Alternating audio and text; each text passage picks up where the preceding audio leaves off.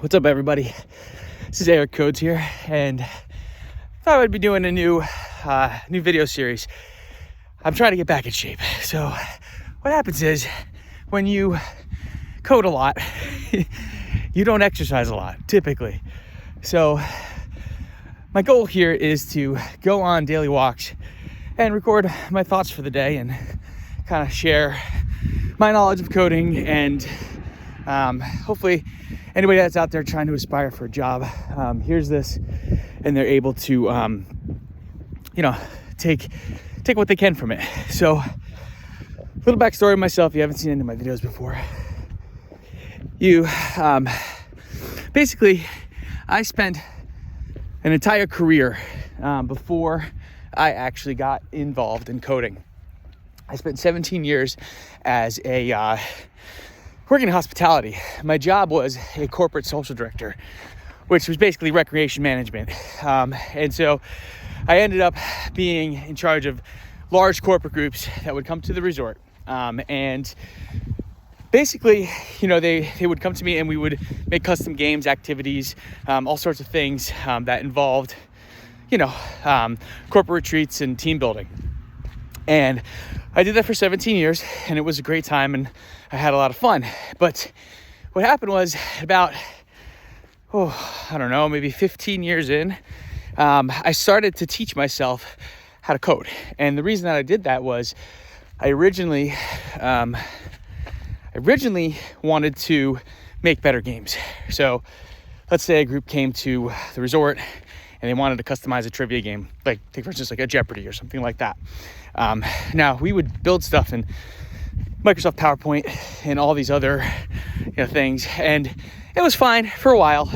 You could make interactive games, but then like if you didn't click in the right spot, or the files got really big if you put video content and music content. So it ended up I was like, there has to be a better way to do it. And in fact, there was, and it was the web stack. And so I started to learn how to do that. And what ended up happening was I ended up really liking it. I had a lot of fun, and it was challenging. It was different, right? Because I spent 17 years doing the same thing over and over again. And all of a sudden it was something new and exciting. And so I taught myself how to do it. And I realized, hey, this could be my career, right? So I was 34 years old at the time. So I was well into my career. And I decided that it was time to maybe work a different lifestyle, because I had 3 kids and I was working 60 hours a week. I was working nights, holidays, and weekends, because that's what you do in hospitality. And so I figured, well, let's do something where I can work, not crazy hours, no nights, no weekends. I can see my kids. I can get my kids off the school bus, that sort of thing. See their sports games, on the weekends. And so I decided that would be a great opportunity for me. And so I put a lot of concentration on doing that. I learned a lot in my career. And it was good because while I was learning, it was beneficial to my employer, right? So we were using all the stuff that I was teaching myself how to do this new career in. So it's not like it was like counterproductive, or it's not like I was taking advantage of the time that I was there. It was more or less that it was mutually beneficial to both myself and an employer. So fast forward, I have enough skills. I decided to take a boot camp because, being hospitality on my resume really wasn't a great look, because at the time that I was looking for employment was 2022, 2023, somewhere around there. And that was right after that big boom, right? The COVID boom. Everybody became a developer and they overhired, right? People that really they didn't need, they just were trying to hire anybody that they could. And then all the tech layoffs started happening. So I was looking for a career in that at a time when it wasn't very good. The pickings weren't good. So I took the boot camp. I learned a lot of it I already knew, and I could do another video on boot camps if anybody wants that. I could tell you my experience with it and what I thought of it. I also have a podcast as well, so you guys could listen to that, and I did an episode of my podcast talking all about boot camps. But basically, after I'd taken that, I started applying for jobs. I applied, I had to be over 100 jobs, just anything that I thought would be a good opportunity, a good learning opportunity, or a good junior job, applied to it, and didn't get a lot of responses. So not surprisingly, I told you it was at a bad time to be applying. Anyways, they were firing most people. So I was hoping I would get hired within 6 months to a year, and it actually did happen. So around January of 2023, a job came up locally, and I'm sure you can look around, I live in a very rural part of the United States where software engineers aren't exactly in high demand. This is kind of blue collar country, right? Like, we need carpenters, we need quarry workers, that sort of thing. Software web developers, not really. There's one or two locally that kind of get all the local businesses, and that's about it. So I'm sorry I'm out of breath, but this is good because I want to make sure that I'm getting good exercise. So anyways, where was I? So we're talking about rural area. There wasn't really a lot. So I got a job offer, right? And it was working with VBA programming, which, if you're not familiar with VBA programming, it's basically the language that Microsoft Word, Microsoft Excel, and for the main part of the reason that they needed me to do that job was Microsoft Access. Now, I had never heard of Microsoft Access really before. I never used it before. So I interviewed for the job. I was completely honest. They asked me what I knew, what I didn't. I knew JavaScript very well. I knew PHP pretty good too. But this was a completely different language. So, interviewed a little bit, and he's like, you know what? Let's do this. Let's take a shot. He liked me. And he said, from what he could see that I could do, that he thought I'd be a good fit for it. So it was great. It was 20 minutes from my house, right?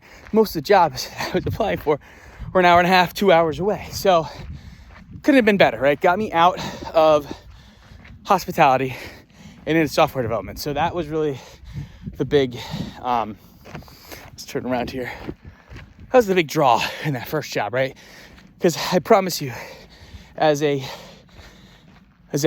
junior developer looking for your first job, you're not going to get like the creme de la creme job as your first one. Some people might, and they get lucky, but most of the time you're not going to get really what you want. So I took the job with Microsoft Access. And if you've never used Microsoft Access before, it's basically a database program, but it has a front end. So it's like kind of designed for people who want to make software, who don't know programming. It sounds weird, right? Because I told you it was a programming job. Well, is it Visual Studio? I think it's Microsoft's Visual Studio, where they have like a form builder, right? They have all these different tools that you can use, right, to build the form and stuff. Think of that within its own little encapsulated program. So basically, the software that we used was banking software and tax collection software. And, I came in and I had to learn the way that this was all done. And the hardest part about working with VBA was that it didn't have a lot of documentation the way that we were doing it. So it's kind of like the Wild West, right? People all had their own way of doing things. And just like the job that I had, we had our own classes and all those different things that there was no documentation for, really. We had some stuff, right? We had some trail, but like there wasn't like a formal documentation, right? You had to kind of use it to figure out how the whole thing worked. And so struggled through that for, I would say, about 6 months. And I would say about 6 months in, after I had done it, and most of the stuff that I ended up doing heavily involved IT, which is really what I didn't want to do. Anybody out there is a coder, that people think IT is the same. It's all one encapsulating thing, but it's not, right? Like IT is kind of like in my mind, the way I look at it is IT is things like Active Directory and dealing with passwords and security and those sorts of things. And programming is more like making the software, right? Not that they don't have overlaps, but that's really the main difference, right? So about 6 months in, I knew it just kind of wasn't the job for me. We had some projects that was really fun, right? I was doing web development stuff for clients, and that was awesome. I loved it. And then we would get back to the VBA stuff, and it just wasn't my cup of tea. So about 6 months in, I was like, all right, maybe it's time to start looking for some other job out there. So I started to look, and I got some calls about different jobs and all of these different things, and nothing really was hitting too hard. A lot of times I got the overqualified thing, right? So I started switching to learning a lot of WordPress stuff, mainly because I wanted to do web design on my own, which I had done some couple of jobs where I did websites for people and got paid to do it. But I realized WordPress is really great because you can code custom themes, custom post types, and make a very nice website that's dynamic and easily editable for the end user, right? So like, rather than they have to call me for every little change, hey, we want to reword this, we want to reword that, they can do it all themselves, right? So that was kind of an awakening for me, like, oh, you should really learn WordPress if you're going to do this, for as a independent contractor, as a freelance designer. And so what would happen is I started looking for, some WordPress jobs, and during this time too, I really fell in love with PHP. Like I told you, I come from the JavaScript background, but I really fell in love with PHP at the time because it really had a bad rap, but there was so much there for it, and like the bad rap is not fair because it's great. Now, I will say I've gotten to some PHP that's really bad, and that's true. But the language itself is awesome. It's really great, and if you don't know it, I highly recommend enough that you learn it. So, anyways, started applying for WordPress jobs, and there's a ton of WordPress jobs out there. So if you're out there and you're looking for some sort of entry-level job, learn WordPress, learn PHP and WordPress, because you're going to find something a lot sooner than you would if you were trying to find a Node.js developer or a React developer, okay? People just aren't hiring them as much as you actually think that they are, especially if you're not in a big metropolitan area. Much better served learning PHP and WordPress, and that's even better when you want to do freelance. So anyways, I applied to a bunch of WordPress jobs, and I got a bunch of callbacks, and all those callbacks though were very much I'm too qualified. We just need somebody to really do some manipulation here and there and write some blog posts, right? That's mostly what I got. So my skill level was too high, and obviously the compensation that they have to give me was too high for what they actually needed.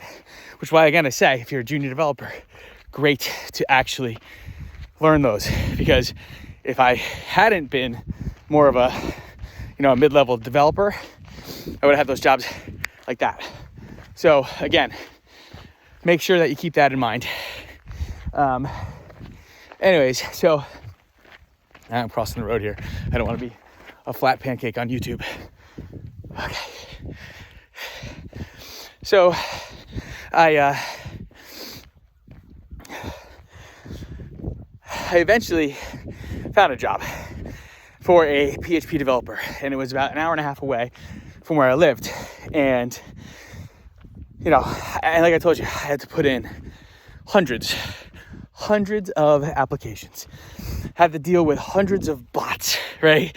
On ZipRecruiter, on Indeed, right? These bullshit jobs that aren't really real, or they're not actually it's kind of scammy, but you gotta do it. You gotta do it. So, because what happens is, if you put enough out there, something's going to hit, something's going to stick. And that's what happened for me. And the job was for a junior level developer. Now, I told you I was already higher than a junior level developer, right? But it was a junior level developer, and it was in PHP. So I was like, all right, you know what? On my resume right now, I have, some stuff that says that I do websites, but it's through my own little business, right? Which I've only done a couple sites, so I don't have that much on there. And so if I want to really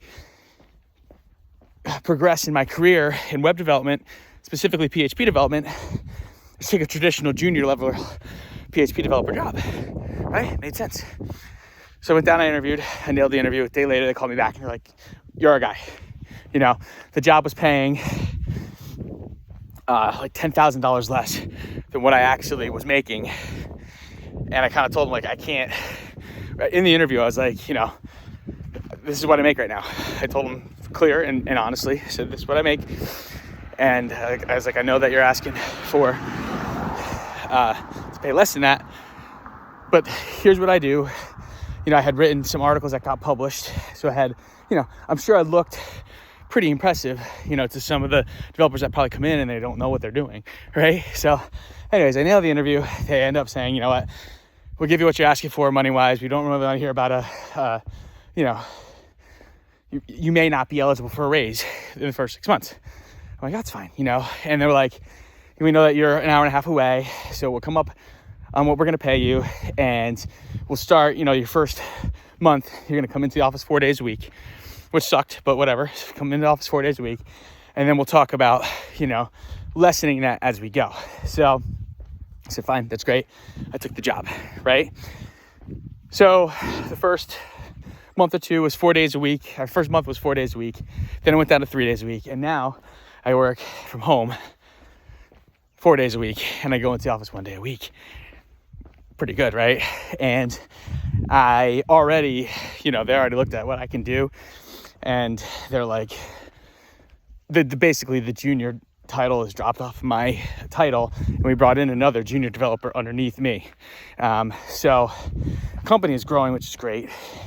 But I guess my point to all of this is a couple things for people who are looking for a job out there, people looking to change careers. I don't know, whatever situation you find yourself in, okay? First thing is, you need to learn a skill. So if you can do HTML, that's great, right? But you are in a pool of trying to find people that know HTML, CSS, JavaScript, PHP. They know MySQL, they know backend, right? So you're trying to compete right now with those guys, and you got to have your skills up more, right?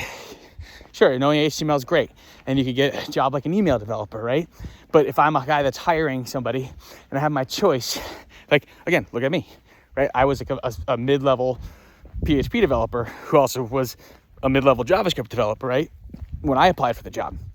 So if they were trying to hire somebody who just knew, HTML, or if they just knew PHP and they didn't know it very well, and then I come in and I sit down and I'm like, hey, I've written articles about PHP. Hey, I know JavaScript. I build websites for people. I have my own side business. I do this, I do that, right?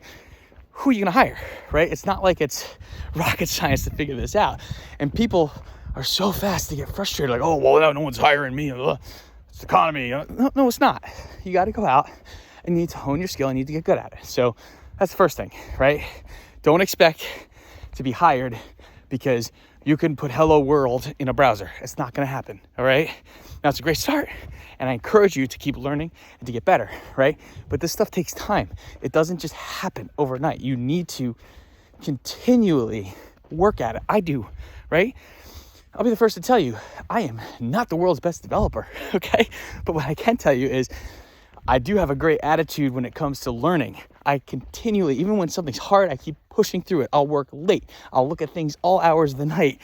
I'll wake up in the middle of the night and figure something out, and I'll, sometimes I'll turn the computer on and finish what I needed to finish. Like, you need to have that attitude, that growth mindset. So that's the first thing. You need to really hone the skill. Second thing is you can't get frustrated, okay? As I told you, there's a lot of people applying for these jobs. Everybody wants a job. Everybody wants to be a software developer, right? They want to be a software developer. They want to work 9 to 5, Monday through Friday, have nights, holidays, and weekends off. Great. Yeah, it's a great part of the job. But they don't realize that, like, everybody wants that, right? Like, everybody wants that. So you are competing with people who are better than you sometimes, right? They might be better at you than that particular skill. So again, don't get frustrated. You need to find the perfect fit for you. And I promise you the right thing will come along. You just got to keep applying. So don't put out like 20 resumes and go on one interview and be like, oh, well, I tried. That was it. No, you got to keep at it. Okay, so that's the second thing. The third and final thing I'm going to tell you is pick something that is transferable, right? Something that is going to be hireable.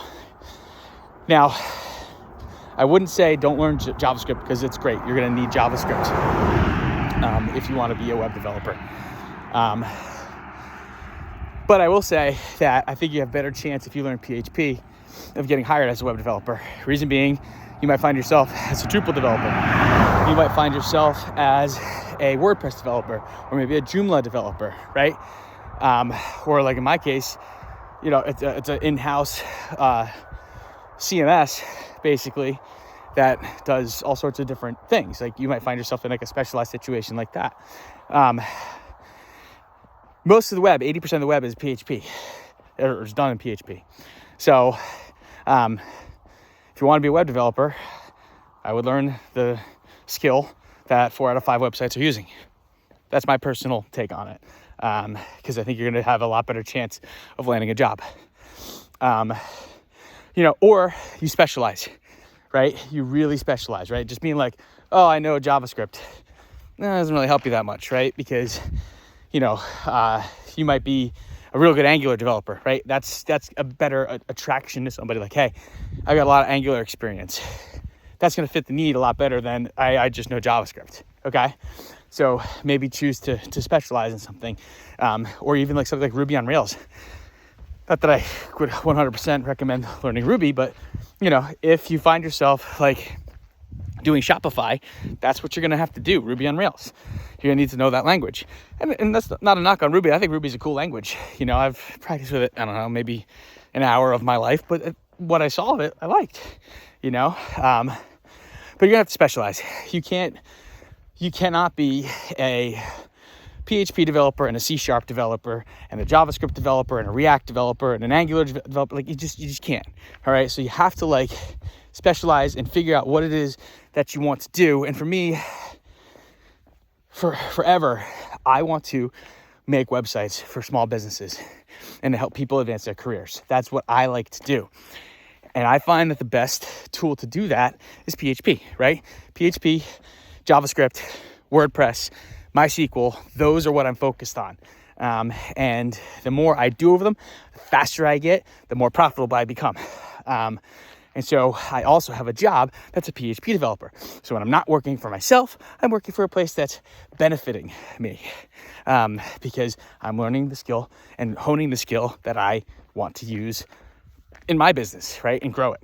So I don't know. I don't know what the title of this video is going to be. I don't even know if I'll put it up. But I do know that I think I have a good perspective on this whole thing because, again, I made this switch in almost my mid-30s. You know, I almost decided to do this in my mid-30s. I, you know, have about 2 years of experience, you know, and I've learned so much in those 2 years, 2.5 years of experience. So, you know, I think if you're out there and this is the message you need to hear, you're going to make it. You know, you're going to make it. You can make it. You just need to, you know, keep trying, hone your skills. So it's number one, hone your skill, continue to try, continue to make yourself better, and keep, you know, applying because the right thing's going to stick. And then the third thing is specialize. Find what you really love to do and specialize in it. And get really, really good at that thing. And you'll find a job. So anyways, we'll see how this series goes. It's good because I get exercise and I get to talk to you all, and we'll see if people watch it and people like it. We'll keep putting it up. A reminder, I do have a podcast out there. It's the PH Podcast, where I get into more details about my story and things that just kind of come up in my mind as a, I guess, mid-level developer now, maybe junior, high junior. I don't know what you want to call me. But I think it's worth, I think if I had this kind of resource when I was going through this, I wouldn't have felt so alone. And I think if one person out there finds that this is helpful to them, then it's worth doing. So anyways, again, hopefully you enjoyed that. Sorry if it's too shaky. I'll try to learn how to make this better. But bye-bye for now. This is Eric Codes. Have a good one, and we'll see you later.